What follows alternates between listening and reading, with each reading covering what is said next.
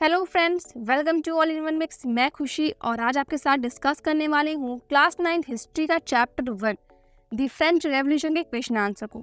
So friend, पहले आप सब समझिए, आप सब क्लास 9th में आ चुके हो। सो हिस्ट्री में क्या करना है, आपको चैप्टर को अच्छे से रीड करना है। ऐसे ही हम जो है सोल्यूशन वगैरह अपलोड करते रहेंगे। और अगर आपको एडिशनल भी क्वेश्चन चाहिए, मीन्स 1 वर्ड क्वेश्चन या फिर short answer, very short answer, तो आप कमेंट सेक्शन में हमें बताइएगा, हम उसको भी अपलोड करेंगे। चलिए स्टार्ट करते हैं। हमारा फर्स्ट क्वेश्चन है, describe the circumstances leading to the outbreak revolutionary protest in France. तो यहाँ पर देखिए वो कौन से सर्कमस्टेंसेस हुए, ठीक है, जिससे फ्रांस में जो रेवोल्यूशंस था उसमें आउटब्रेक आया एक काफ़ी ज़्यादा सा। सबसे पहली बात यह है ना कि वहाँ पर हुआ क्या ना, जो टैक्सेस वगैरह हैं वो सब बढ़ा दिए गए। वहाँ पर जो लोग थे उनको फर्स्ट स्टेज, सेकेंड स्टेज ऐसे उनको डिवाइड कर दिया गया।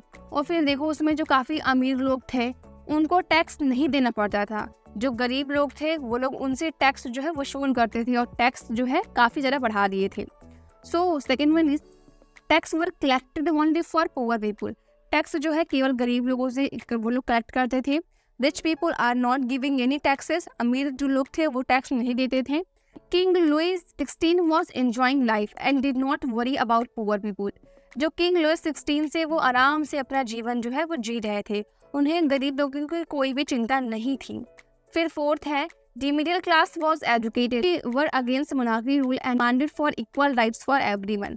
तो यहाँ पर देखो जो मिडिल क्लास के लोग थे वो पढ़े लिखे लोग थे, तो वो लोग इस मोनार्की शासन से काफ़ी ज़्यादा उनके अगेंस्ट थे और डिमांड कर रहे थे कि उन्हें इक्वल राइट चाहिए, सबके साथ समान व्यवहार किया जाए, वो उनको चाहिए था। One is the French administration was extremely corrupt. French administration में जो लोग थे वो एकदम करप्ट थे, मीन्स भ्रष्टाचार थे, लोगों से लूटपाट करते थे। क्वेश्चन नंबर 2 हमारा है, which group of French society benefited for the revolution.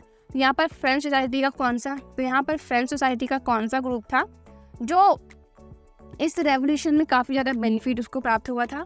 Which group was forced to relinquish power, which section of the society would have been disappointed with the outcome of the revolution. तो इसमें कौन सी society थी जिसको इस revolution के outcome से उसकी नतीजे से काफ़ी ज़्यादा डिसअपॉइंट होना। फ्रेंड आंसर देखते हैं। Third is state group of French society benefited for the revolution. First and second state group were forced to relinquish power. First and second state section of the society would have been disappointed with the outcome of the revolution because they had also come on the same level like middle class। तो यहाँ पर देखो तो जो third state के group of people थे French society के, तो यहाँ पर जो थर्ड स्टेट ग्रुप के लोग थे फ्रेंच सोसाइटी के, उनको इस रेवोल्यूशन से काफ़ी ज़्यादा लाभ हुआ था। फर्स्ट और सेकेंड स्टेट के जो लोग थे उनको अपनी पावर, मीन्स जो उनकी पावर थी उसे खोना पड़ा, ठीक है। और फिर क्या हुआ कि जो फर्स्ट स्टेट और सेकंड स्टेट के लोग हैं वो डिसअपॉइंट हुए थे इस रेवोल्यूशन से, बिकॉज वो भी अब मिडिल क्लास पीपल और बाकी सबके इक्वल आ चुके थे, ठीक है। उनकी जो पावर वगैरह सब समाप्त कर दी गई, अब उन्हें भी टैक्स वगैरह पे करना पड़ता था। थर्ड क्वेश्चन है, describe the legacy of the French revolution for the people of world during the 19th and 20th century. ठीक है, यहाँ पर देखो फ्रेंच रेवोल्यूशन के जो लोग थे जब उस टाइम संसार में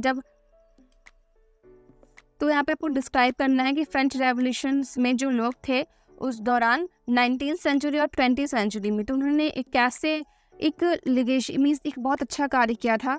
आंसर है, it was because of French revolution only that people not only in France but in other countries also started to understand the meaning of equality. ऐसा इसलिए हुआ क्योंकि उस टाइम फ्रेंच रेवोल्यूशन जब फ्रांस में चल रहा था ना, तो केवल वहाँ के ही लोग नहीं, अदर कंट्रीज के भी जो लोग थे ना, वो उन्होंने इक्वलिटी मीन्स जो एकता होती है उसके सही मीनिंग को समझा। They started demanding their right. उन्होंने जो है अपने जो अधिकार थे उनकी डिमांड की। It was because of French revolution, और ये सब हुआ फ्रेंच रेवोल्यूशन की वजह से। Only that people felt a feeling of love, honour for their land, soil, culture and nation. और फ्रेंच रेवोल्यूशन की वजह से ही जो लोग थे उन्हें अपने देश से सही प्यार और फिर देश के प्रति, अपनी मिट्टी के प्रति सम्मान, ठीक है, तो अपने कल्चर मीन्स उनका जो सांस्कृतिक था, उनका राष्ट्र, उसका सही मतलब उन्हें समझ में आया। फिर नेक्स्ट क्वेश्चन है, क्वेश्चन नंबर 4 हमारा है, draw up a list of democratic rights we enjoy today whose origin could be traced to the French revolution. तो फ्रेंच रेवोल्यूशन से बहुत सारे ऐसे मीन्स देखो यहाँ पे ना हमारे जो कॉन्स्टिट्यूशन है उसमें काफ़ी सारे राइट्स हैं। तो कुछ राइट्स ऐसे फ्रांस से लिए गए हैं, कुछ जर्मनी से लिए गए हैं। तो उस टाइम से फ्रेंच रेवोल्यूशन के टाइम पे जो कौन कौन से ऐसे डेमोक्रेटिक राइट्स हैं जिन्हें हम आज एंजॉय कर रहे हैं, जो हमारे पास अधिकार हैं। तो first one is right to equality, right to freedom of speech, right to speak any language, right to life, right to vote, right to adopt any religions. तो ये जितने भी राइट हैं 6 राइट, ये हमें फ्रेंच रेवोल्यूशन से प्राप्त है, हमने वहाँ से इसको लिए हैं। क्वेश्चन नंबर 5 हमारा है, would you agree with the view that message of universal rights was based with contradiction. तो क्या आप सहमत हो जो यूनिवर्सल राइट का जो मैसेज है वो यहाँ पर एक कॉन्ट्राडिक्शन है, आपको एक्सप्लेन करना है। तो आंसर है हमारा yes, the message of universal right was based with the contradiction. तो आज के टाइम से जो उस टाइम का जो यूनिवर्सल राइट था वो आज के समय से वो कंट्राडिक्शन है, बिकॉज उस टाइम पे क्या हुआ है, तो उस सोसाइटी में सबसे ज़्यादा जो राइट्स हैं वो मेल को दिए गए, मीन्स जो पुरुष वर्ग है। फ्रेंच कॉन्स्टिट्यूशंस में जो वीमेन है उनको कोई भी राइट नहीं दिया गया था। इनफैक्ट इनिशियली वीमेन वर इग्नोर्ड कम्प्लीटली, और ये हुआ था शुरुआती टाइम पे जो वीमेन थी, मीन्स जो औरतें थी, उनको अच्छी तरीके से इग्नोर किया गया। 5th क्वेश्चन है and last, how would you explain the rise of Napoleon. तो जो नेपोलियन है उसका उदय कैसे हुआ, आपको ये एक्सप्लेन करना है। So answer is, after death of king there was no king. King के मरने के बाद वहाँ पर कोई भी राजा नहीं था। No governing body in France, और फिर कोई भी गवर्निंग बॉडी नहीं थी फ्रांस में। People who were in power had clashes among themselves, as a result entire system collapsed। तो वहाँ पर जिनके पास पावर थी वो सब अपनी धौस जमा रहे थे, और इसके बाद क्या हुआ कि जो जितना भी सिस्टम था वो आपस में सब कोलैप्स कर गया।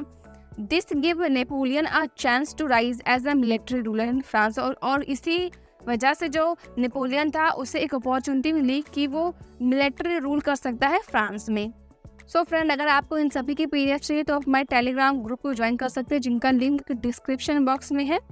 और भी PDF मीन्स जो हमारे इंग्लिश है, हिंदी है, SST में साइंस, केमिस्ट्री, फिजिक्स, उन सभी के PDF आपको उस चैनल में अवेलेबल हो जाएंगे। मिलते हैं नेक्स्ट वीडियो में। Till then bye, Radhe Radhe.